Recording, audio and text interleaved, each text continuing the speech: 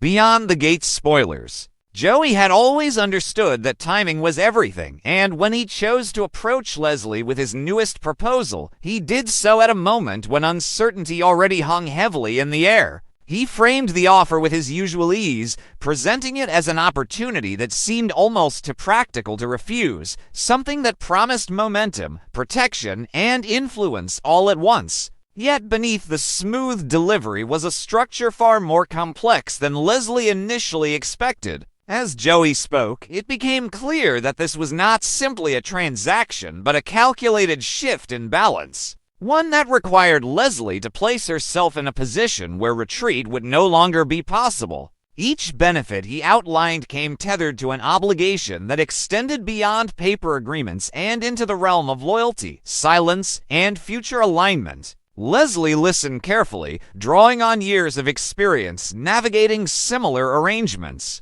And she recognized the familiar warning signs that accompanied deals designed to look generous on the surface. Joey was not asking for trust alone. He was asking for a quiet consent to reshape the dynamics between several key players, some of whom Leslie had worked hard to keep at a safe distance. Accepting would mean stepping into a role that carried expectations she could not later deny, and more troubling still, it would bind her success to Joey's long-term objectives in ways that might one day demand sacrifices she was not yet prepared to make. As the conversation unfolded, Leslie felt the weight of the choice pressing down on her, not because the offer lacked appeal, but because it carried consequences that could not be neatly undone once set in motion. At the same time, elsewhere, a conversation of a very different nature was unfolding, one that carried emotional repercussions rather than strategic ones. Shanice, usually confident and unguarded in her interactions, found herself hesitating before finally deciding to speak honestly with Ashley. What she revealed was not merely a small correction or a clarification of past misunderstandings, but a truth that recontextualized recent events in a way Ashley could not ignore. The confession landed with unexpected force, disrupting the narrative Ashley had carefully assembled in her own mind. Shanice explained her perspective with a seriousness that left no room for dismissal, making it clear that what had happened was not accidental, nor was it as simple as it had first appeared. Ashley felt the ground shift beneath her as she listened, realizing that assumptions she had relied upon were now unstable. This revelation forced her to confront the possibility that her judgments, and perhaps even her reactions, had been shaped by incomplete information. Shanice did not attempt to soften the impact or seek immediate forgiveness. Instead, she seemed determined to ensure that Ashley understood the full gravity of what she was admitting. The honesty between them created a tense silence, one charged with the understanding that things could not return to the way they were before, no matter how much either of them might want that sense of simplicity back. Within the same fragile atmosphere of reckoning and self-examination, Vernon found himself in the position of advisor once again, offering guidance to Donnie at a moment when she was struggling to reconcile her instincts with her responsibilities. Vernon's words were measured, shaped by years of witnessing how impulsive decisions could ripple outward and affect far more people than initially intended. He urged Donnie to slow down, to consider not just what felt right in the moment, but what would still make sense once emotions settled and the broader implications became clear. Donnie listened, torn between a desire to act decisively and the awareness that every choice she made would be scrutinized and remembered.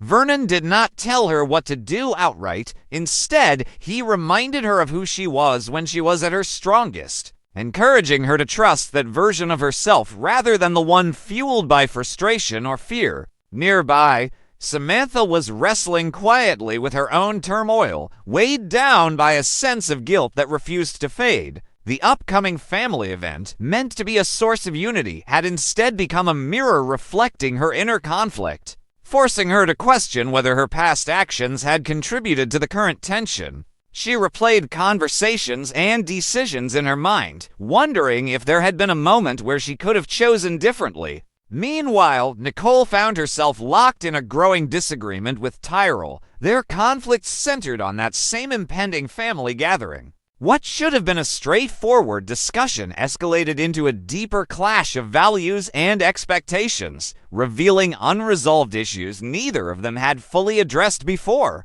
Nicole felt caught between maintaining harmony and standing firm in her convictions, while Tyrell struggled to understand why this particular event carried such emotional weight for her. As these parallel struggles unfolded, it became increasingly clear that each character was standing at a crossroads, facing decisions that would not only define their immediate paths, but also reshape the relationships connecting them all, setting the stage for consequences that would linger long after the event itself had passed. Vernon entered the situation with the kind of quiet composure that Donnie had been craving, but could not articulate. A steadiness that did not demand attention, yet immediately altered the emotional temperature of the room. In the weeks since Anita's cancer diagnosis, Donnie had been living in a constant state of internal noise, her thoughts racing between fear, responsibility, anger, and an almost paralyzing sense of helplessness.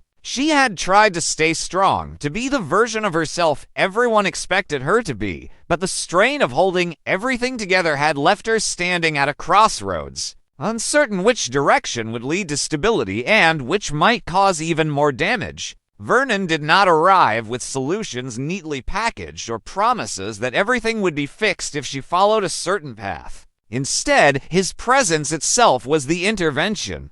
He spoke in a way that slowed her down, reminding her that not every crisis demanded an immediate response and that clarity rarely arrived in the middle of emotional chaos. His advice was not about controlling outcomes or managing other people's reactions, but about grounding herself, about taking a breath long enough to remember who she was beneath the panic and the pressure. He encouraged her to reconnect with the version of herself that had navigated difficult terrain before, the woman who understood that strength did not always mean pushing forward blindly, but sometimes meant pausing, listening, and choosing deliberately. Donnie felt something loosen inside her as she listened, a subtle shift away from the urge to fix everything at once and toward the understanding that survival, both emotional and relational, required patience and self-awareness as much as decisiveness. While Donnie struggled openly with questions of direction and responsibility, Samantha's battle unfolded in near silence, invisible to most, but no less consuming. Her guilt clung to her like a shadow, persistent and unrelenting, resurfacing in quiet moments when distraction failed. Unlike the conflicts others faced, hers had no clear antagonist, no external confrontation that might bring resolution. Instead, she replayed her own choices over and over, examining them from every angle, searching for the moment where things might have gone differently if only she had acted with more courage or honesty. The weight of her mistakes had not faded with time. If anything, it had grown heavier, settling into her thoughts and influencing how she saw herself. Samantha moved through her days functioning, engaging, and even offering support to others, yet inside she carried the knowledge that unresolved guilt has a way of shaping behavior, subtly altering decisions and reactions. She questioned whether she truly deserved forgiveness, or whether the discomfort she felt was simply the price she had to pay for what she had done. This internal struggle, though quiet, held the potential to become just as disruptive as any open conflict, because guilt left unaddressed rarely stays contained forever. At the same time, Nicole found herself locked in a disagreement with Tyrell that began innocently enough, but quickly revealed deeper fractures beneath the surface. What was meant to be a simple conversation about an upcoming family gathering turned into a reflection of competing priorities and unspoken expectations.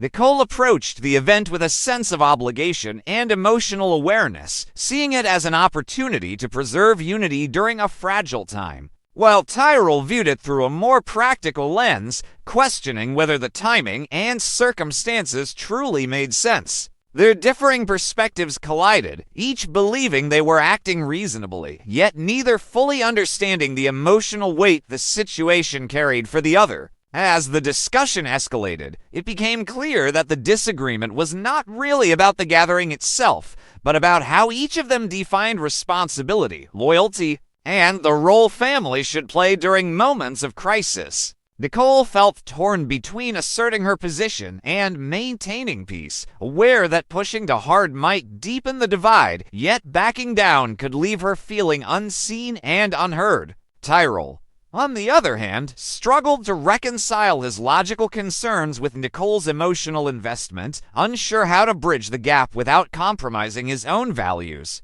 Across these intertwined storylines, a common thread emerged. Each person was confronting the consequences of emotional strain in different ways, whether through seeking guidance, internalizing guilt, or clashing over expectations. Vernon's calm counsel offered Donnie a moment of clarity, but it did not erase the uncertainty ahead. Samantha's quiet suffering hinted at unresolved truths that could eventually surface. Nicole and Tyrell's conflict underscored how even well-intentioned conversations can expose deeper rifts when people are operating from different emotional frameworks. Together, these moments painted a picture of a family and community under pressure, where every choice, every hesitation, and every unspoken feeling carried the potential to reshape relationships. Nothing had been fully resolved, but the lines were being drawn, and the emotional stakes were rising, setting the stage for decisions that would demand honesty, courage,